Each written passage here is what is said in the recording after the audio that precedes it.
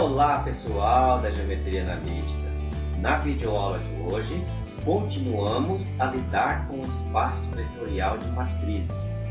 No entanto, vamos falar de dois assuntos independentes um do outro.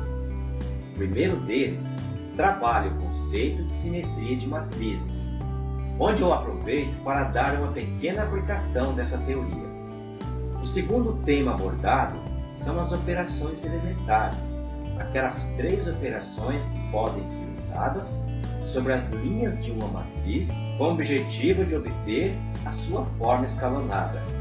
E nesta parte, eu ensino como se obtém a inversa de uma matriz usando essas operações elementares quando esta inversa existe. São estes os assuntos da videoaula de hoje. Um bom estudo a você. Vamos adiante então. Embora o tema desta videoaula envolva espaço vetorial de matrizes, esses dois assuntos são independentes um do outro. No primeiro deles, lidaremos com o conceito do que seja uma matriz simétrica ou matriz antissimétrica, enquanto que o segundo assunto refere-se às operações elementares, aquelas que podem ser realizadas sobre as linhas de uma matriz com o objetivo de obter a sua forma escalonada. Uma matriz quadrada A é dita ser simétrica quando a transposta de A for igual à própria matriz A. Recordando a operação de transposição de matrizes, esta matriz é obtida a partir de A, invertendo-se sistematicamente linhas por colunas ou colunas por linhas. E então, cada vez que a operação de transposição de uma matriz quadrada reproduzir a própria matriz, dizemos que a matriz é simétrica. Podemos aproveitar um pouco mais esta igualdade a partir do conceito de matriz simétrica para compreender como as entradas da matriz A estão distribuídas em relação à diagonal principal da matriz A. Como estas duas matrizes são iguais, suas entradas correspondentes coincidem. Por outro lado, a definição de transposta de matriz me diz que esta entrada coincide com essa daqui. Em outras palavras, acabamos de verificar que as entradas simétricas da matriz A em relação à diagonal principal são iguais quando A é uma matriz simétrica. Por exemplo, esta é uma matriz simétrica porque notamos a simetria das suas entradas em relação à sua diagonal principal. Esta entrada é simétrica àquela, enquanto que essas duas são simétricas entre si, e esta entrada, por sua vez, é simétrica em relação a esta. E é isto que significa uma matriz ser simétrica, que suas entradas estão distribuídas simetricamente em relação à diagonal principal. E outros exemplos mais gerais de matrizes simétricas são as matrizes nula e identidade de qualquer ordem. Esta soma de matrizes também é simétrica, qualquer que seja A quadrada. Mesmo que A não seja simétrica, esta soma matricial sempre será simétrica. Sugiro que neste ponto do vídeo você verifique essa afirmação, de que a transposta dessa soma de matrizes coincide com ela mesma, qualquer que seja A matriz quadrada. E a mesma sugestão vale para estas duas matrizes produto. Elas são simétricas para qualquer que seja A de ordem M por N. Consequentemente, esta é simétrica de ordem M, enquanto que esta é simétrica de ordem N. Por outro lado, dizemos que uma matriz quadrada A é antissimétrica quando a transposta de A reproduzir o inverso aditivo de A. E aqui deixo registradas duas observações. A primeira delas diz que a única matriz que é ao mesmo tempo simétrica e antissimétrica é a matriz quadrada nula. Esta afirmação pode ser checada facilmente. De fato, Suponha que A seja uma matriz quadrada de ordem n, simétrica e antissimétrica. Muito bem. Se por um lado a matriz A é simétrica, por definição a sua transposta é igual a A. Mas se também ela é antissimétrica, a transposta também é menos A. Portanto, A é igual a menos A. Porém, se A é o inverso aditivo dela mesma, segue que A é igual a zero, mostrando desta maneira que a única matriz que é simétrica e antissimétrica simultaneamente é a matriz com todas as suas entradas nulas. E chamo a atenção em relação a esta observação, porque trata-se de algo extremamente simples, mas que costuma cair no esquecimento quando se pede um exemplo de matriz antissimétrica. Ela afirma que a diagonal principal de uma matriz antissimétrica é sempre zero. De fato, suponha que a matriz A seja antissimétrica, isto é, a sua transposta é igual a menos A. Agora recordamos que a operação de transposta de matriz não afeta os elementos da sua diagonal principal. E deste modo, a partir desta igualdade, concluímos que cada elemento da diagonal principal de A coincide com seu inverso aditivo, de onde concluímos que cada elemento da diagonal de A é de fato igual a zero.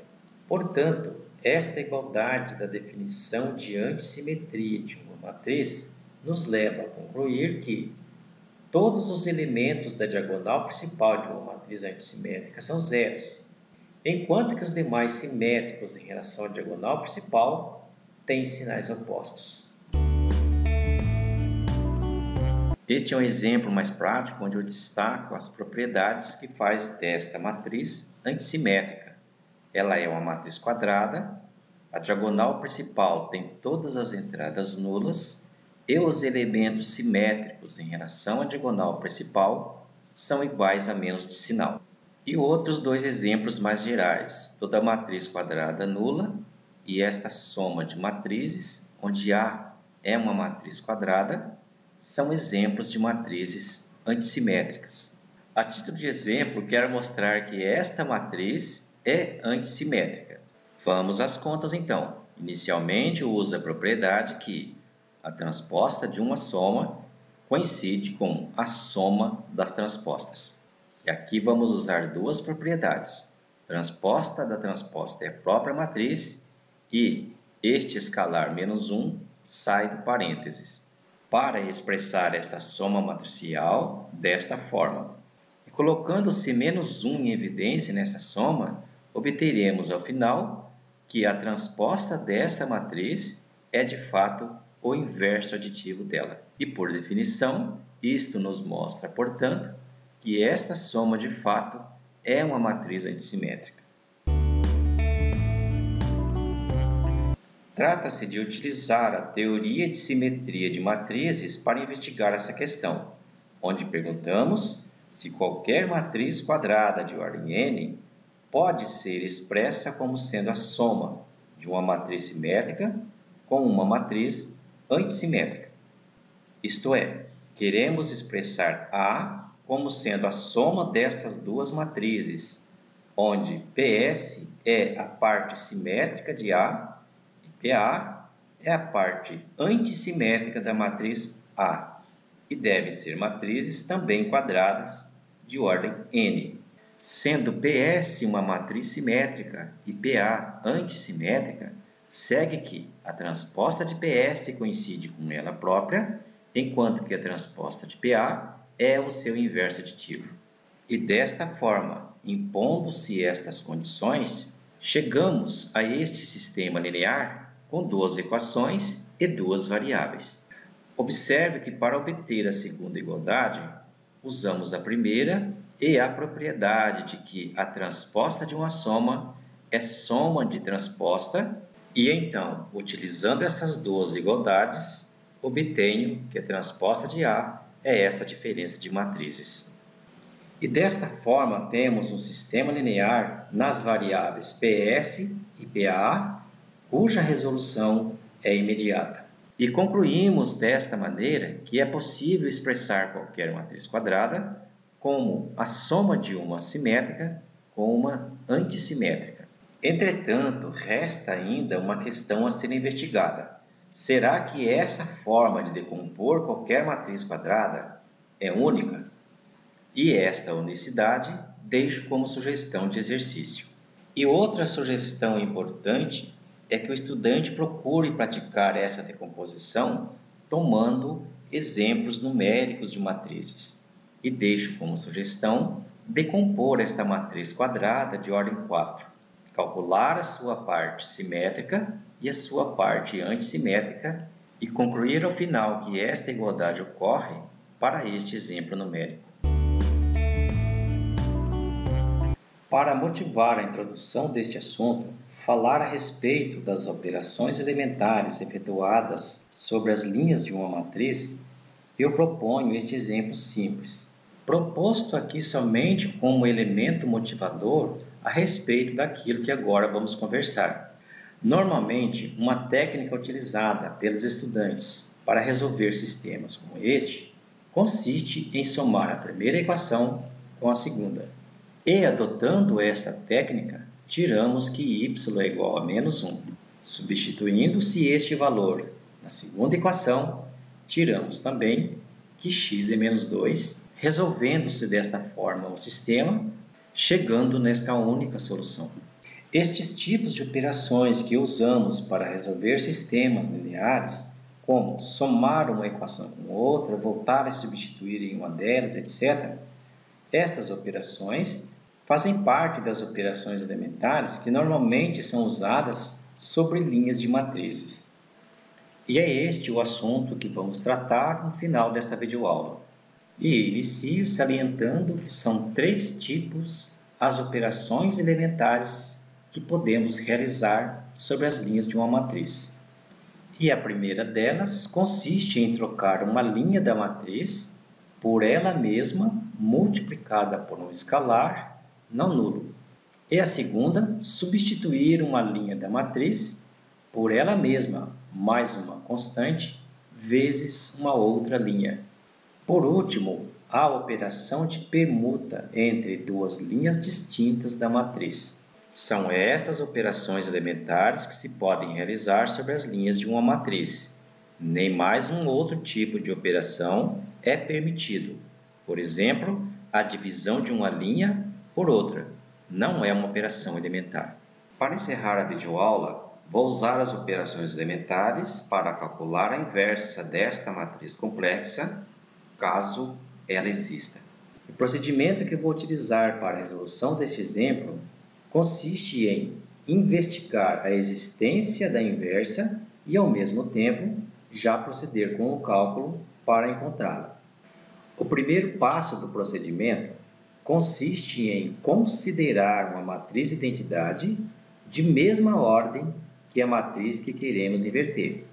Em seguida, numeramos cada uma das linhas dessas matrizes, e este zero que aparece em cima da numeração das linhas refere-se à etapa inicial do procedimento que utilizaremos. A primeira etapa deste procedimento consiste em lidar tão somente com a primeira linha de ambas as matrizes. Então, veja bem, como é que nós determinamos esta operação elementar? Ela foi determinada assim. Esta matriz que eu pretendo inverter, ela precisa ter o aspecto de uma matriz de identidade. Então, no lugar desse i, deve aparecer 1. Então, o que foi que nós fizemos? Peguei esta linha toda e dividi por i. Mas como estamos lidando com números complexos, dividir esta linha por i é o mesmo que multiplicá-la por menos i. Porque menos i vezes i dá exatamente 1. E deste modo, no lugar deste 1, aparece agora menos i. Como esta linha já tem um aspecto da matriz de identidade, vou preparar então a segunda. E estas operações elementares foram definidas sobre a linha 2, com vistas naquilo que pretendemos. Que aqui apareça 0 e aqui apareça 1. É o que está acontecendo aqui. E estas são as operações elementares necessárias para se obter este resultado. onde as demais entradas desta linha também foram calculadas baseadas nestas operações elementares. Obtida a segunda linha, vamos agora para a terceira, onde no lugar desse 1 deve aparecer 0, e é esta entrada igual a 0 que determinou a definição desta operação elementar. E as demais entradas desta linha, calculadas, baseada nesta operação elementar. Segue então que a terceira linha destas matrizes, desta primeira etapa, também está pronta. Em resumo, aqui estão todas as operações elementares efetuadas nesta primeira etapa para se obter as linhas 1, 2 e 3. Note que em todas essas operações elementares, uma linha se fez presente em todas elas, que é a primeira linha da etapa inicial.